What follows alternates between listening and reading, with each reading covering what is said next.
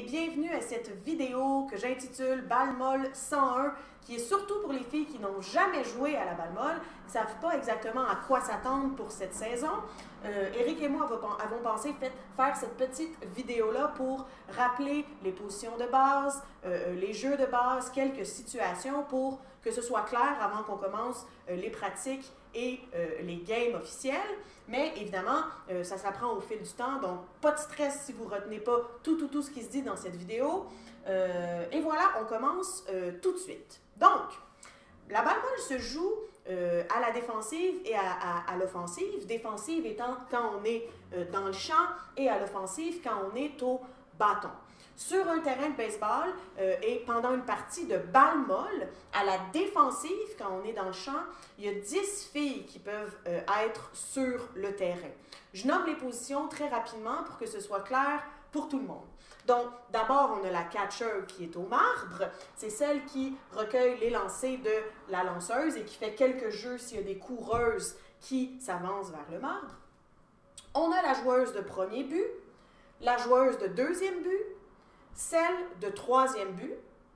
Entre le deuxième et le troisième, on a la joueuse d'arrêt-court. Juste en arrière, on a ce qu'on appelle la rover gauche. Même chose de l'autre côté, la rover droit, qui est entre le premier et le deuxième but. Et ensuite, on a les positions de champ. Champ gauche, champ centre, champ droit. Une particularité du jeu de balle molle quand on joue avec des rovers, ce qu'on n'a pas quand on joue au baseball, c'est que les rovers peuvent se déplacer, se reculer dans le champ selon les stratégies de jeu, les frappeuses, etc.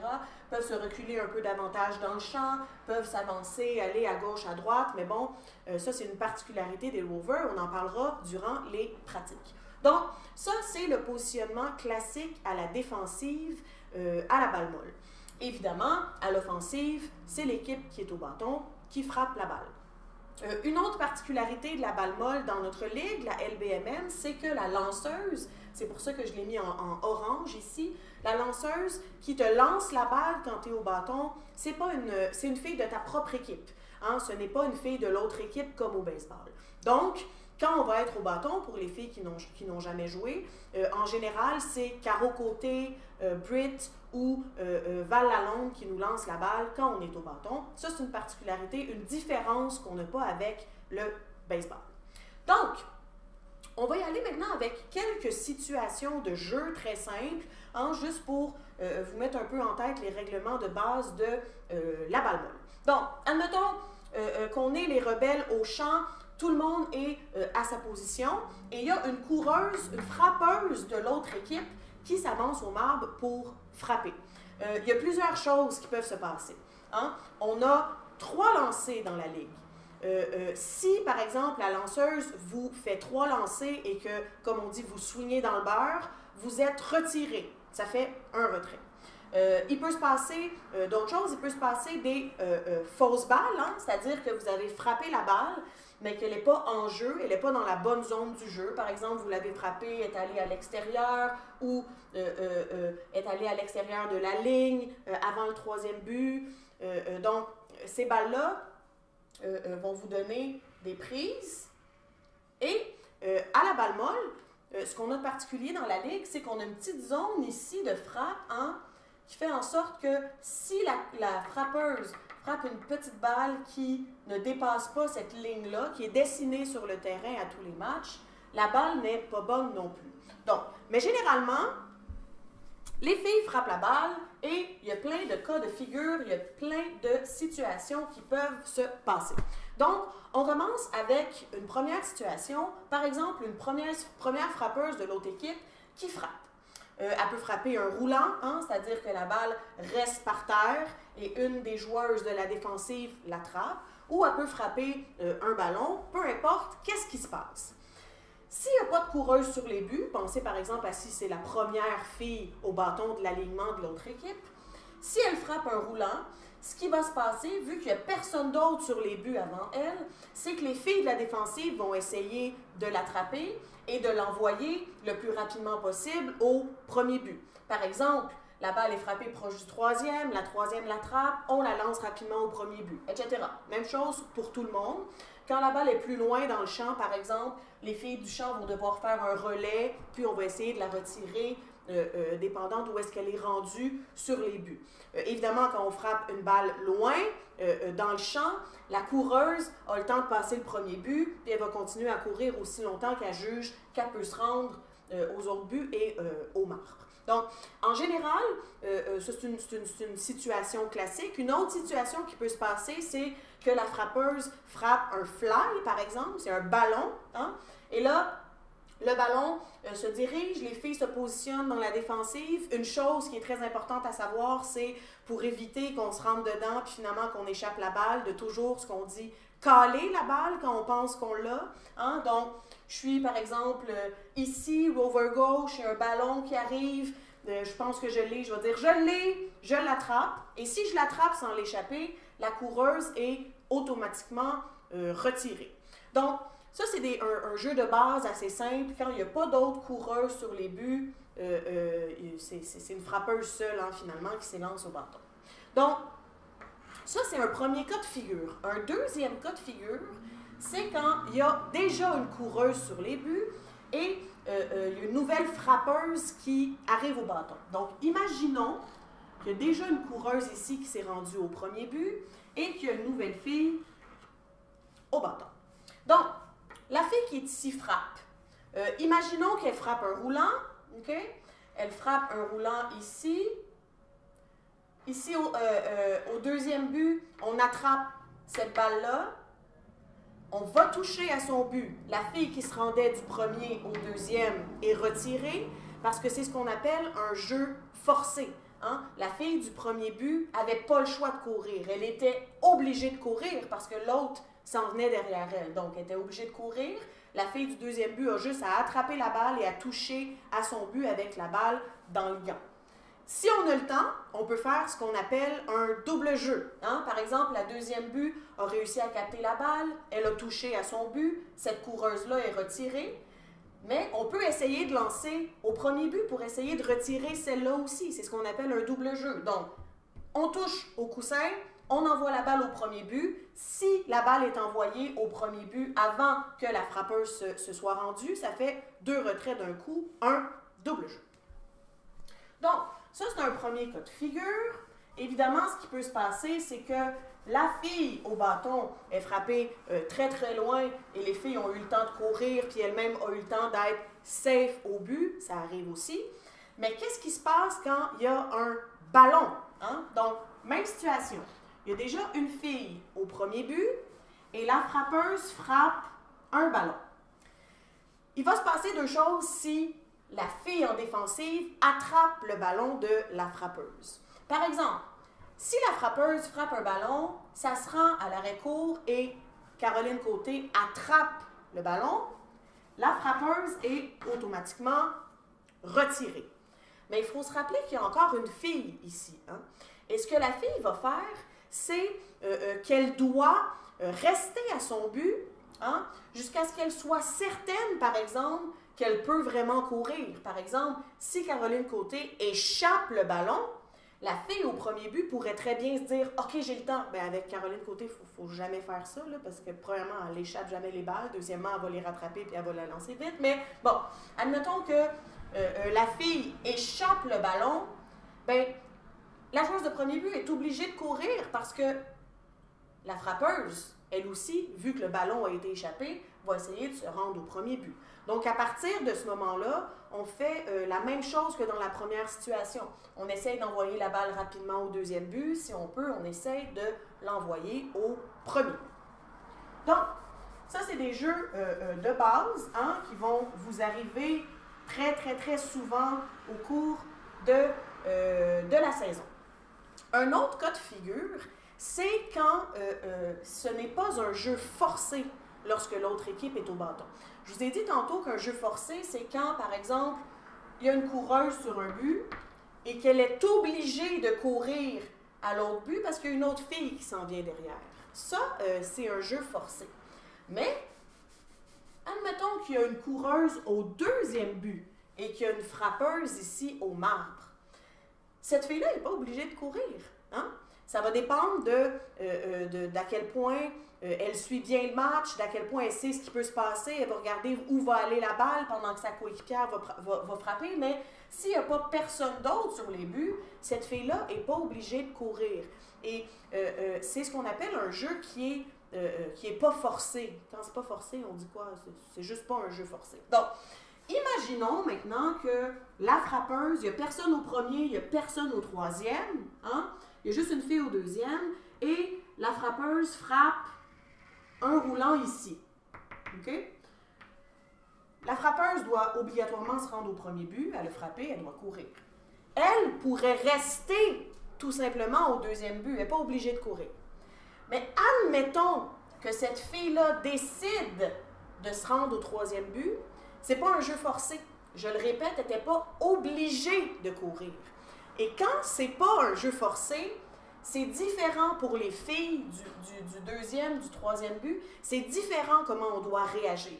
C'est-à-dire que vu que c'est pas un jeu forcé, si par exemple la rover droit décide de lancer au troisième but pour retirer cette fille-là, ça serait peu probable parce qu'elle va sûrement essayer de lancer au premier but, c'est moins loin, etc., pour retirer la frappeuse. Mais admettons qu'elle décidait d'envoyer au troisième but pour retirer la coureuse du deuxième qui est arrivée ici. Le troisième but, la joueuse de troisième but, ne peut pas tout simplement mettre son pied sur le coussin et attraper la balle. Elle doit taguer. Elle doit faire un tag sur la fille, c'est-à-dire qu'elle doit toucher la coureuse, même si elle a déjà son pied sur le coussin avec la balle, elle doit toucher la coureuse qui arrive parce que ce n'était pas un jeu forcé. Donc, ça, c'est une chose qu'on peut avoir tendance à oublier quand ça fait pas longtemps qu'on joue au baseball, à la balle molle, la différence entre un jeu forcé et un jeu qui n'est pas forcé. Donc, ça, c'est très important à garder en tête, mais ça vient aussi avec l'habitude. Donc, on vient de rappeler c'est quoi un tag, hein, quand c'est pas un jeu forcé, quand on est sur les buts, mais il faut savoir que c'est important aussi à garder en tête en tant que coureur. Hein. Maintenant, on va se placer dans la situation où c'est nous qui courons. Bon, admettons que je suis Ariane Robichaud, je suis au but ici, et j'ai une coéquipière, Audrey-Anne Gascon, qui est coureuse au deuxième but. Je frappe la balle. Je fais un ballon qui se dirige ici. Okay? Si la rover droit de l'autre équipe attrape mon ballon, je suis automatiquement retirée. C'est un règlement du jeu. Par contre, Audrey-Anne, là, elle avait deux choix. Hein? Rester sur son but, garder son pied sur le but, ou à partir du moment où, par exemple, la rover droit échappe la balle, elle peut décider de courir. Mais une chose qu'il faut absolument faire, c'est ne jamais lâcher son but. Parce que si tu lâches ton but quand il y a un ballon et que tu es sur les buts en course, tu vas être retiré aussi si on envoie la balle à ton coussin. Donc, voilà. Sinon, ce que j'aimerais dire, grosso modo, pour les nouvelles joueuses, c'est quelques trucs de base pour les filles, hein? Les filles qui n'ont jamais joué, des petits réflexes de base qui vont vous aider à améliorer votre jeu très, très, très rapidement. Deux choses. La première chose, c'est la couverture. Hein? Idéalement, à la balle molle, à chaque fois qu'une balle se dirige en quelque part, quand on est en défensive, à chaque fois qu'une balle se dirige en quelque part, il devrait y avoir une fille en arrière de nous qui est là pour nous couvrir, qui est là pour nous backer. Hein? Donc, admettons, moi, je suis au premier but ici, la frappeuse de l'autre équipe frappe une balle, ben, ça serait un bon réflexe de la fille qui est au rover droit de se placer rapidement derrière moi au cas où la balle me passe entre les jambes, au cas où j'attrape pas la balle. C'est ça de la couverture. Hein? La rover droit peut le faire en arrière du premier but, en arrière du deuxième but. Évidemment, la rover gauche va le faire en arrière de l'arrêt court. Donc, de développer le réflexe d'aller couvrir ses coéquipières, ça sauve énormément d'erreurs, hein, parce que ça arrive que la balle nous passe à côté, que nous passe entre les jambes. Donc, ça va faire en sorte, par exemple, avec le cas que je viens de vous nommer, que s'il y a une balle qui se dirige vers le premier but et que ça passe tout droit, bien, s'il y a une fille en arrière, elle stoppe l'hémorragie automatiquement au lieu que ça se rende jusque dans le champ, puis après ça, les coureuses peuvent continuer à courir, puis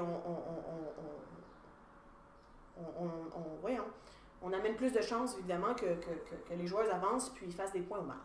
Donc, la couverture, très important à garder en tête, hein, et à toutes les positions. Hein, c'est toujours une bonne chose, par exemple, quand on est à sa position, d'évaluer où est-ce que la balle se déplace, puis naturellement, peut-être de se rendre vers où est la balle, évidemment, quand on n'a pas à rester à sa position pour recevoir un lancer, hein, pour essayer de couvrir ses coéquipiers. Donc, première chose. Deuxième chose qui est très importante, qui est un réflexe, hein, à développer au fil du temps à la balle molle, c'est ce qu'on appelle les relais. Par exemple, une joueuse d'une autre équipe frappe une balle très très loin dans le champ. Hein. En tant que joueuse de l'avant-champ, ça c'est l'avant-champ, ensuite c'est le champ, on ne veut pas rester à notre place puis pas bouger parce que la balle est loin. Ce qu'on veut faire, c'est essayer, dans la mesure du possible, si on n'a pas besoin de rester proche de nos buts pour faire éventuellement un retrait, c'est d'essayer de faire le relais, d'être un relais pour que les filles du champ puissent nous envoyer la balle, puis rapidement, on puisse la ramener dans l'avant-champ pour faire des jeux et retirer des filles. Par exemple, il y a une fille de l'équipe adverse qui frappe une balle dans le champ gauche, bien, évidemment, le rover gauche, l'arrêt court, le troisième but peuvent, hein, s'ils le peuvent, se rapprocher pour dire, ici c'est Valérie Lalonde dans le champ gauche, pour dire, Val, tu peux me l'envoyer pour que ce soit moins loin pour Val de lancer la balle, puis relais ici, et après ça, on peut essayer de retirer une fille s'il y en a une qui court au troisième but ou au deuxième but.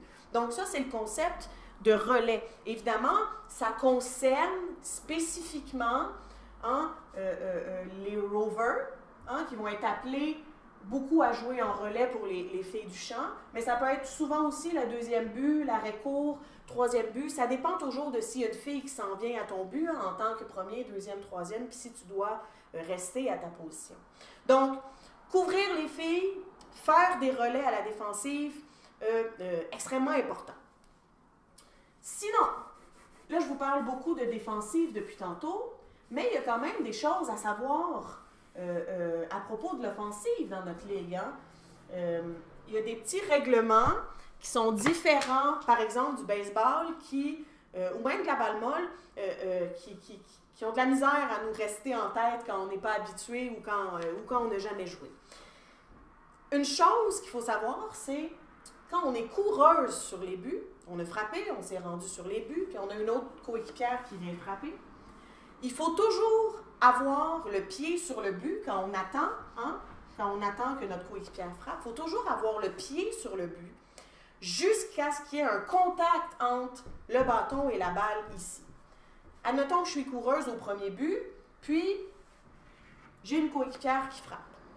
Si, par exemple, la lanceuse frappe la balle, puis que moi, je lâche mon coussin, la lanceuse lance la balle et je lâche mon coussin pour courir jusqu'au deuxième but, avant qu'il y ait eu un contact avec la balle, que le bâton ait touché la balle, je vais être automatiquement retiré. Et ça, c'est complètement différent au baseball ou de la balle molle, où dès que la balle quitte la main de du lanceur, on peut prendre un peu d'avance pour notre course.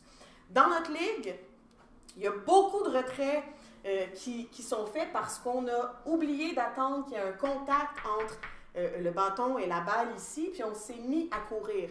Dans ce cas-là, si l'arbitre ne nous voit pas, tant mieux. Si on a fait juste comme « puis finalement, ça passe un peu inaperçu, tant mieux. Mais il y a des arbitres, hein, qui sont très observateurs, qui vont le voir tout de suite, puis qui vont dire « retirer ». Donc, en tant que coureuse, quand il y a une fille qui est au marbre, qui frappe après nous, soyez très, très, très vigilante de toujours garder votre pied sur le but, hein, attendre qu'il y ait un contact entre la balle et le bâton pour courir. Je pense que j'ai fait le tour. Éric m'assiste et je ne suis pas certaine. Éric, penses-tu qu'il y a d'autres choses à ajouter? Ben, sur le contact que tu as mentionné, peut-être juste dire si la fille swing dans le beurre, il faut qu'il y ait réellement un contact. Oui, c'est ça. Par rapport à ce que je viens de vous dire, on est ici, par exemple, on attend la frappeuse. Si on part à courir parce que la fille a swingé, c'est pas bon non plus. C'est pas le swing qu'on attend. Parce que si elle swing dans le beurre puis que tu as quitté ton but, tu vas être retiré. Il faut vraiment attendre le contact. Donc, par exemple, s'il y a un contact puis que la balle est fausse balle, elle s'en va dans les estrades, c'est correct que tu aies lâché ton but parce qu'il y a eu un contact entre la balle et le bâton. Mais essayez toujours de vous habituer à faire attention à entendre le contact entre la balle et le bâton. Enrico, est-ce qu'il y avait d'autres choses? Donc, je vous laisse là-dessus, toute petite capsule, et c'est toutes des choses qui deviennent naturelles, qu'on apprend au fil du jeu, mais on voulait quand même offrir une petite vidéo pour celles qui n'avaient jamais joué. Certaines d'entre vous l'avaient demandé. Donc, j'espère que c'était clair. Si ce n'était pas, écrivez-nous, on va vous réexpliquer ça avec plaisir. Merci, à bientôt!